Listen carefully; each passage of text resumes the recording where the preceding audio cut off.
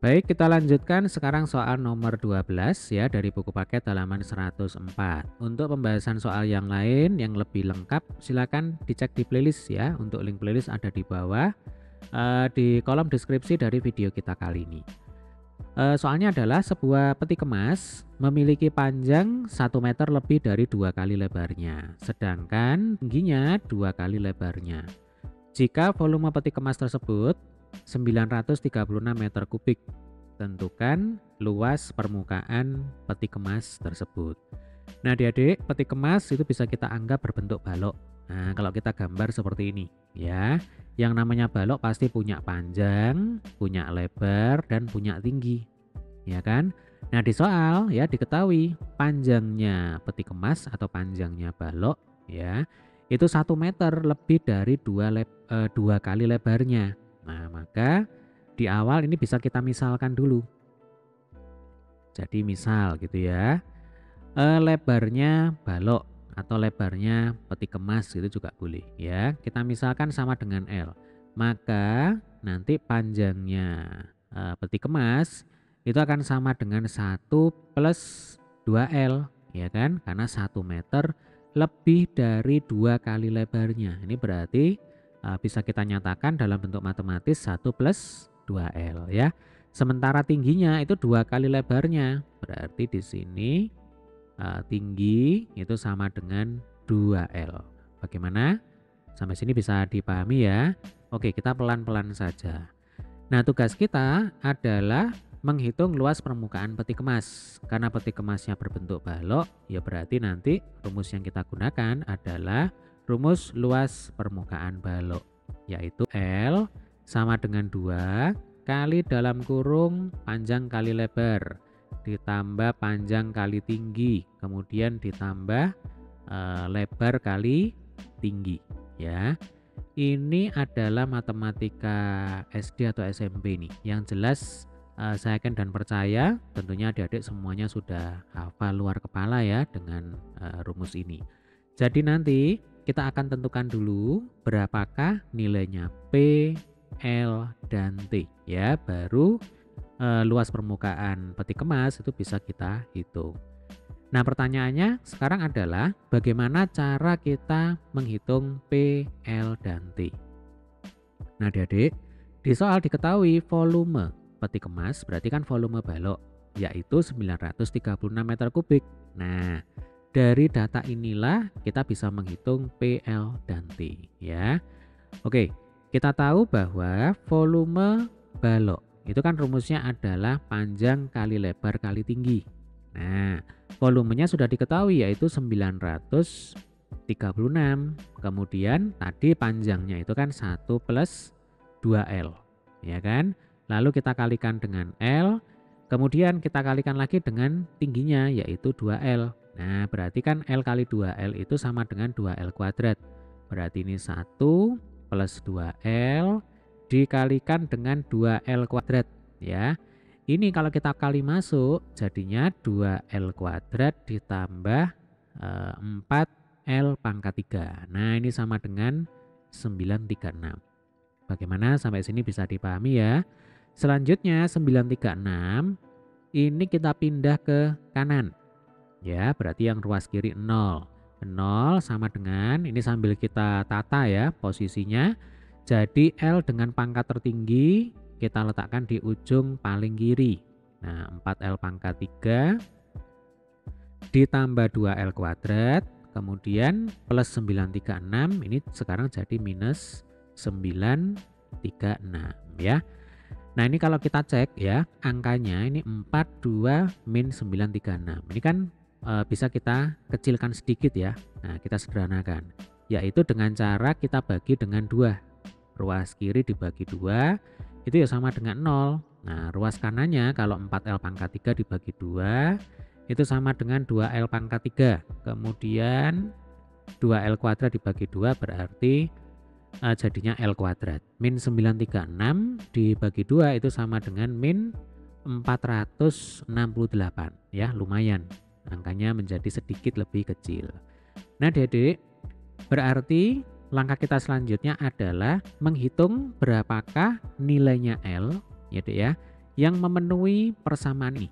Nah, berarti mirip seperti soal nomor 11 ya. Kalau di soal sebelumnya, di soal nomor 11, L itu adalah X ya. Jadi variabel L itu disimbolkan sebagai X. Kalau sekarang ya X diganti dengan L. Tapi prinsip pengerjaannya sama, cara kerjanya sama ya. Maka kalau yang ruas kanan ini kita misalkan sebagai PL ya, bukan PX. Nah, berarti kan PL ini sama dengan 0. Dengan menentukan berapakah nilai L yang memenuhi persamaan ini, berarti artinya kita mencari pembuat 0 dari polinomial PL. Nah, maka langkah yang harus kita lakukan juga sama ya seperti di soal sebelumnya. Jadi langkah awal ya, kita tentukan dulu salah satu pembuat 0 dari polinomial PL. Dengan cara apa? Dengan cara coba-coba ya, yang kita gabungkan dengan konsep pembuat 0 rasional. Jadi prinsipnya konsep pembuat 0 rasional itu adalah sebagai pemandu ya, pembantu kita ya, ketika kita melakukan metode coba-coba untuk menentukan salah satu pembuat 0 dari polinomial PL. Nah, di sini supaya cepat ya Dek ya, saya sudah melakukan coba-coba juga dan ketemu ternyata salah satu pembuat 0 dari polinomial ini adalah L sama dengan 6 ya. Jadi ketika L sama dengan 6 itu menghasilkan PL sama dengan 0 ya. Coba kita buktikan. Jadi P6 itu kan sama dengan 2 kali 6 pangkat 3 ditambah 6 kuadrat dikurang 468 ya. 6 pangkat 3 itu 200 berapa? 216 ya. Coba ini saya hitung dengan kalkulator aja. Jadi kalau 216 ya, 216 kali 2 itu kan 432. Nah, kemudian ditambah 36 dikurang 468. 432 ditambah 36 itu ya 468, berarti 468 dikurang 468 sama dengan 0. Berarti terbukti ya bahwa ketika L sama dengan 6 maka PL itu sama dengan 0. Nah, dengan kata lain ini kalau kita hubungkan dengan teorema faktor ya Dek ya, nanti L-6 itu merupakan salah satu faktor dari polinomial PL. Ya, ini penting karena siapa tahu ya ada pembuat 0 yang lain yang memenuhi ya. Yang jelas kalau di sini kita hubungkan dengan kasus yang sedang kita kerjakan ya Dek ya, syarat dari P, L dan T itu harus berupa bilangan real. Ya kan? Bilangan real itu berarti tidak boleh berupa bilangan imajiner.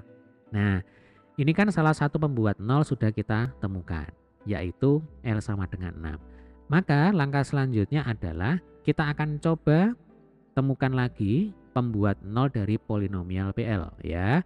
Oke, berarti PL ini bisa kita nyatakan dalam bentuk perkalian faktor-faktornya, yaitu L-6. Karena kan kalau L sama dengan 6 itu menyebabkan PL sama dengan 0, berarti sesuai dengan teorema faktor, L-6 itu pasti merupakan faktor dari PL ya. Berarti nanti PL itu sama dengan L-6 dikalikan dengan HL. Nah, maka kita akan hitung sekarang ya, kita akan tentukan HL-nya itu polinomial yang seperti apa kan begitu. Berarti HL sama dengan PL dibagi L-6. Nah, kalau kita cek di sini PL-nya itu pangkatnya belum urut ini ya, dari 3, 2, nah ini langsung loncat ke 0. Berarti nanti harus kita sisipkan di sini dengan 0 kali L pangkat 1 ya. Atau kita tulis dulu di sini ya.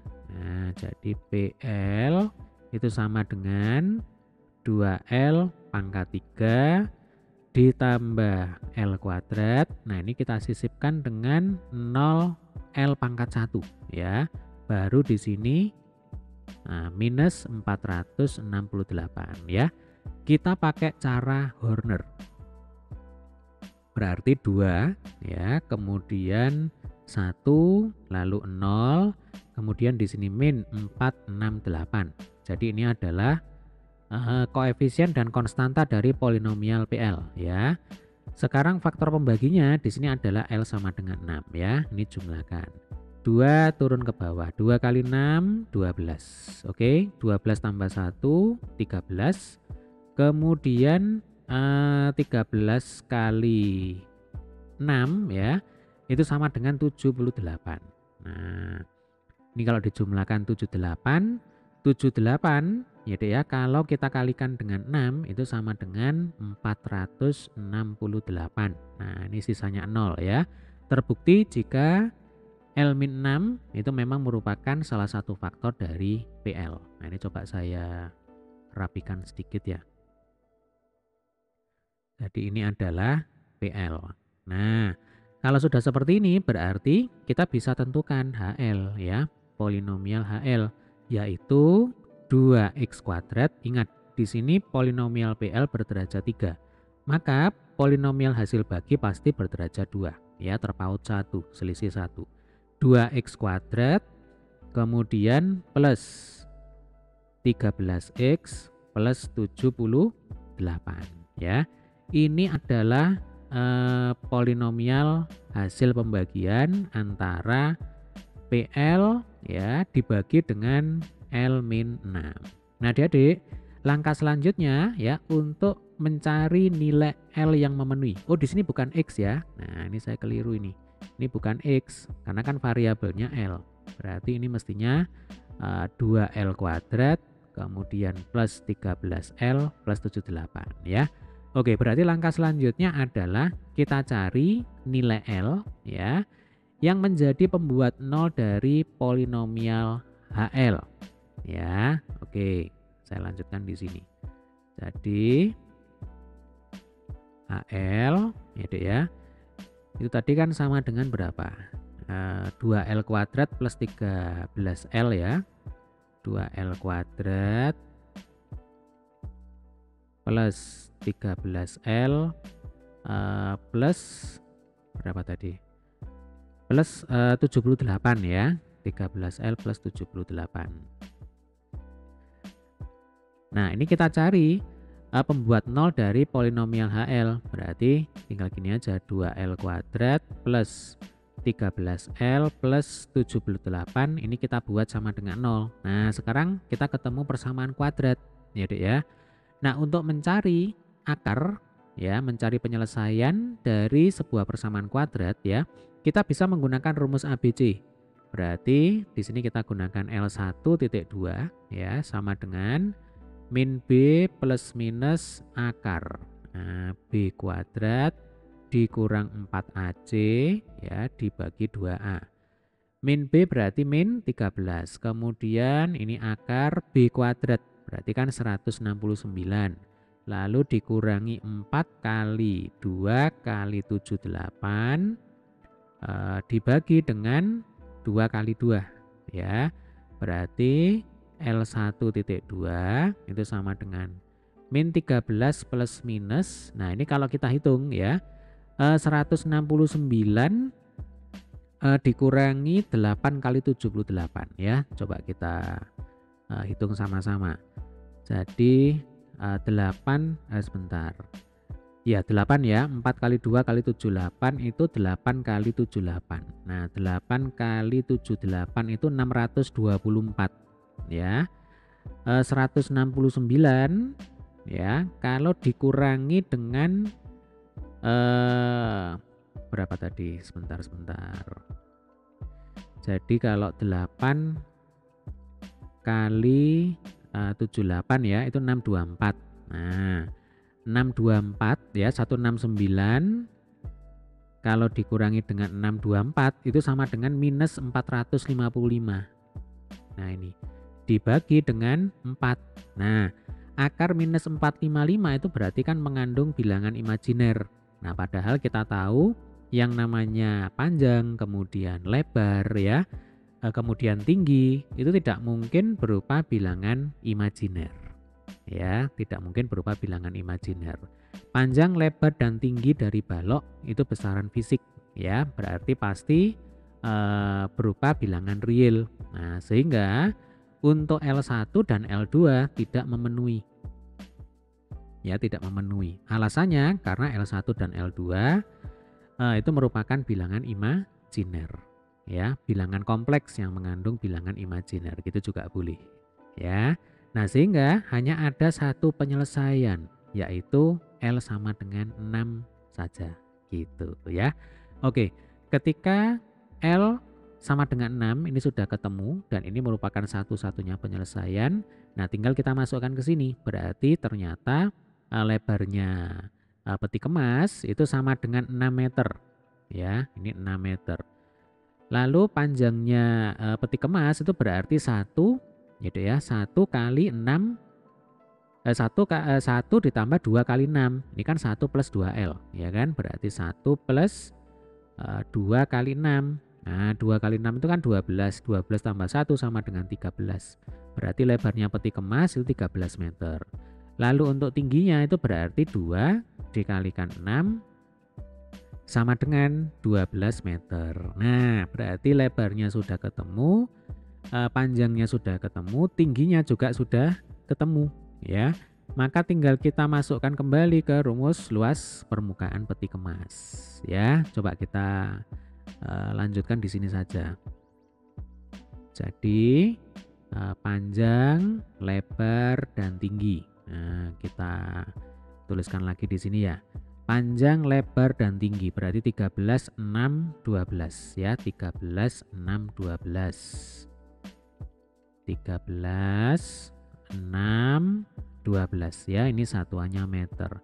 Maka nanti luas permukaan peti kemas gitu ya, itu akan sama dengan 2 ya dikalikan dengan panjang kali lebar ya, berarti 13 kali 6.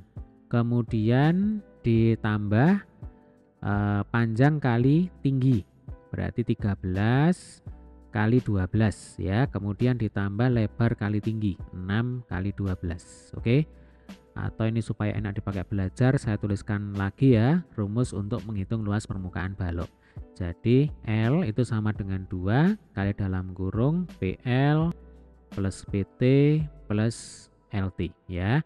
Nanti kalau angkanya itu kita masukkan ya, panjangnya sekian, lebarnya sekian, tingginya sekian, jadinya seperti ini ya. Paham ya Dek ya?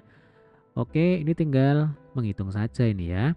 Jadi 2 dikalikan dengan 13 kali 6 itu 78. Lalu 13 kali 12 ya. Ini kalau kita hitung hasilnya itu 156 ya. Ini saya pakai kalkulator ya supaya cepat. Lalu 6 kali 12 ini 72. 78 ditambah 156 ditambah 72 itu sama dengan 306. Nah, berarti 2 dikalikan 306 ya.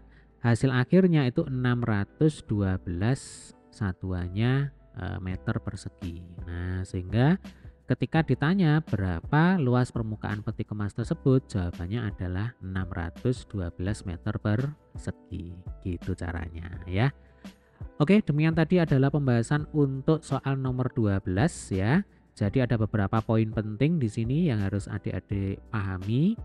Yang jelas untuk menyelesaikan soal semacam ini ya, yang pertama kita harus modelkan dulu. Nah, cara memodelkan ya seperti ini. Kita misalkan lebarnya L ya kan, kemudian kita ikuti data-data yang diketahui di soal. Nah, jadinya nanti seperti ini ya, lebarnya L, panjangnya 1 plus 2L, tingginya sama dengan 2L ya. Kemudian mengalir. Nah, mengalir ke data selanjutnya yaitu volume balok. Nah, untuk apa? Untuk mencari panjang, lebar, dan tingginya. Ternyata kita ketemu dengan polinomial berderajat 3 ya. Nah, polinomial berderajat 3 itu berarti kan memiliki 3 pembuat 0 ya kan, 3 pembuat 0 karena derajatnya 3. Nah, setelah kita cek ya, hanya ada satu pembuat 0 yang memenuhi, yaitu L sama dengan 6. Oke. Sementara 2 pembuat 0 yang lain tidak memenuhi. Alasannya karena berupa bilangan kompleks ya, yang memuat bagian imajiner. Nah, gitu. Di sini akar minus 455 ya. Ini berarti bilangan imajiner. Nah, kita tahu yang namanya panjang, lebar, tinggi gitu ya. Itu adalah besaran fisik ya. Namanya besaran fisik berarti berupa bilangan real, tidak mungkin berupa bilangan imajiner. Nah, maka untuk L1 dan L2 ini tidak memenuhi. Walaupun bisa kita hitung ya, tapi tidak kita lanjutkan karena toh tidak memenuhi ya. Sehingga dapat disimpulkan di sini satu-satunya penyelesaian yang memenuhi adalah L sama dengan 6. Ya, satu-satunya pembuat 0 yang memenuhi adalah L sama dengan 6. Ketika L sama dengan 6 ini sudah bisa kita temukan ya, tinggal kita kembalikan ke permisalan semula. Berarti lebarnya 6, panjangnya 13, tingginya 12 gitu. Kemudian kita masukkan ke sini ya. Jadi step-stepnya seperti itu. Oke. Semoga pembahasan soal nomor 12 ini dapat dipahami ya. Jika ada pertanyaan, boleh nanti tulis di kolom komentar. Terima kasih.